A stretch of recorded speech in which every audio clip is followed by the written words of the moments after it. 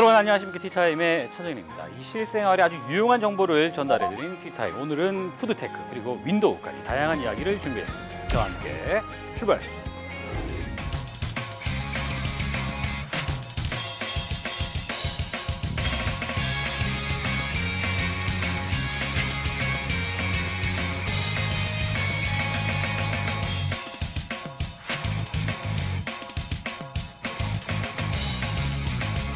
먹는 거를 보는 방송. 그렇죠. 2009년에 아프리카 TV에서 나왔어요. 요생남이라는 단어도 있더군요. 뭐 이렇게 막 뿌리죠, 그죠? 네, 그렇죠. 데이터를 이용해서 정말로 필요한 푸드테크가 아닌가 하는 생각. 오늘은 새로운 IT 세상으로 여러분을 초대하려고 하는데요. 스마트폰 주변기기 박람회 키타스 2015. 두 분은 먼저 업그레이드를 하셨죠? 네, 저는 성공했습니다. 무료로 OS를 업데이트한다. 절박한 이유가 있지 않았냐? 가보면은 달라진 게 없어요. 이 MS의 전략이 뭐냐면 너무 제가 안티인가요?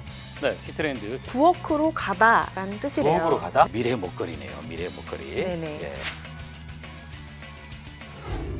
네, 오늘의 팁. 최근 들어서 이 TV를 켜면 요리사들 그리고 이 요리하는 방송들이 아주 많이 이제 볼 수가 있는데요. 먹방에서 쿡방으로 이어지고 있는데 이게 또 비즈니스 모델로 이어지고 테크놀로지를 만나서 이른바 푸드테크 이런 용어들까지 나타나고 있다는데 오늘 데이터 분석 시간입니다. 어떤 이야기들이 가능한지 한번 살펴보겠습니다. 권혜강, 김덕진 컨설턴트와 함께합니다. 안녕하십니까? 안녕하세요.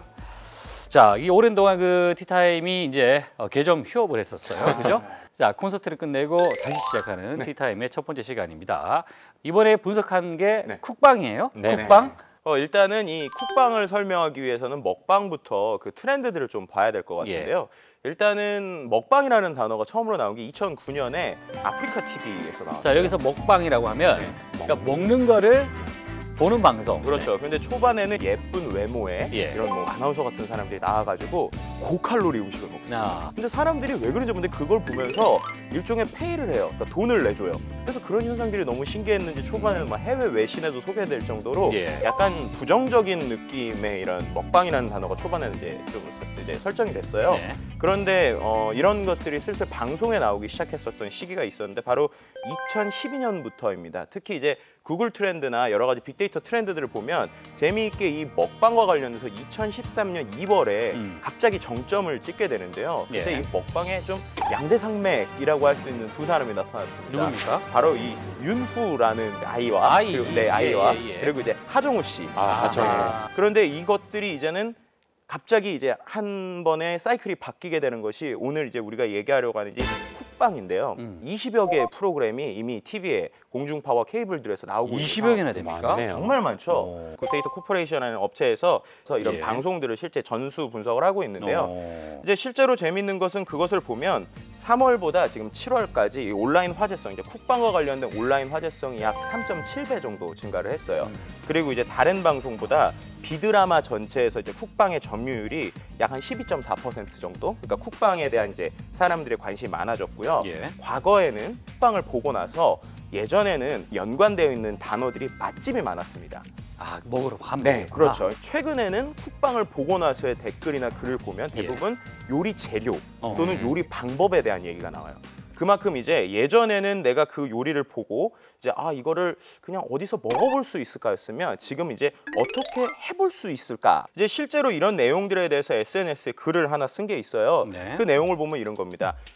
이 쿡방이라는 것의 한 역할은 결국 맨날 라면만 먹던 남자들을 뭔가 도전해 볼 수 있게 김치찌개라도 끓일 수 있게 어허. 이 요리상 앞에 놓게 했다라는 것이 이 쿡방의 큰 의미이다라는 요생남이라는 알지에 단어도 나왔습니다. 있더군요. 네, 요리하는 이제 섹시한 남자라는 그러니까 거죠. 이제 이왕이면 좀 멋지게 그리고 맛있게 하자. 네. 예. 뭐 이렇게 막 뿌리죠, 그죠? 네, 그렇죠. 그래서 이제 실제로 그 셰프에 대한 관심 역시도 네. 3월보다 약 5배 정도 증가했고요. 특히나 이제 인기를 끌고 있는 대부분의 셰프들은 남자였고 또 단순히 그들이 이제 단순한 쿡방에 그치는 것이 아니라 최근에는 다양한 예능들에 나오고 있는 현상들을 볼 수 있습니다. 그렇군요. 자, 이제 그런 분위기 속에서 이 최근에 또 이제 뭐 우리나라 같은 경우는 이 음식 배달해주는 스타트업 뭐 여러 가지가 있는데 그러면서 푸드테크라는 말이 나옵니다. 네. 푸드테크라는 단어는 이제 단어 그대로 이제 음식과 기술을 결합한 그런 용어인데요. 예. 이제 맛집을 검색하고 이제 뭐 음식 배달을 시키는 것들 이런 것들 특히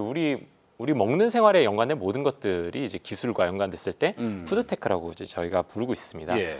이제 우리나라에서 이제 주로 푸드테크라고 이제 할 수 있는 것이 무엇일까라고 보면 이제 주로 사실 배달앱이라고 보시면 되고요. 배달뿐만이 아니라 이제 내 취향에 맞는 이제 레시피를 검색해 볼 수 있는 서비스들도 있는데 인기 요리 프로그램에 나온 레시피를 그때그때 알려주고요.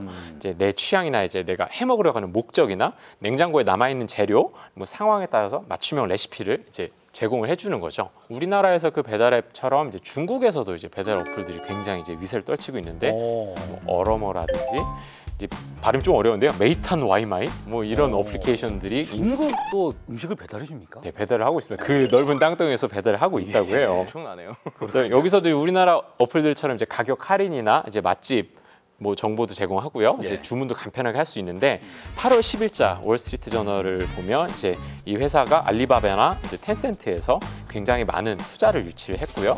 또 첫 번째 말씀드렸던 어러머의 경우는 210개 도시에 2만 개 식당을 연결해 준다고 합니다. 그리고 메이탄 와이마이는 250개 시에 16만 개 음식점이 등록이 되어 있다고 하네요. 자, 어쨌든 이게 이제 전 세계적으로 이런 트렌드가 나타나고 있다는 얘기인데, 그럼 SNS 상에서 이 맛집 관련된 뭐 그런 또 이슈 어떻게 변화되고 있는지도 궁금하네요. 네, 한 최근 3년 정도 데이터를 찾아보니까요, 맛집에 대한 이제 SNS 또 블로그상의 언급량은 계속적으로 증가하고 있는 추이입니다. 특히 이제 이러한 현상이 2015년 하반기에 들어서 더욱 상승하고 있는데요. 맛집과 관련된 키워드를 좀 살펴보면 이제 상위로 나오는 키워드들 중에 맛이 나오고 그 다음에 이제 메뉴도 다양하고 분위기도 좋아야 되는데 맛집을 가면 우리는 뭘 먼저 할까요? 맛집 가면 뭐 하세요? 아, 예. 네. 방금 가르쳐 너무 많이 그렇죠. 했네요. 사진을 찍죠. 아, 요즘- 일단 네. 사진을 찍는데 누구랑 찍죠? 하면은 누구랑? 네. 보통 가족끼리 가기보다는 친구랑 가서 그죠? 예. 친구랑 가서 사진을 많이 찍습니다. 네. 그래서 이러한 행동들을 조금 더 디테일하게 찾아보니까 맛집과 관련된 키워드 중에서 이 취미와 여가에 관련된 키워드를 보면 맛집 탐방이라는 키워드를 볼 수 있었습니다. 맛집과 관련된 장소 제일 많이 나오는 1위가 뭘 것 같으세요? 전라도 아닐까? 전라도요? 왜요? 전라도에 맛집이 많잖아요. 아, 전라도의 맛집 알아서 그게 바로 과거 방식의 맛집 찾기입니다. 네, 최근에 1위로 나온 게 홍대입니다. 홍대. 홍대가 1위로 나왔어요. 그래서 홍대 맛집에 데이트나 또는 홍대 맛집에 친구와 가서 맛있는 사진을 찍는다라는 거죠.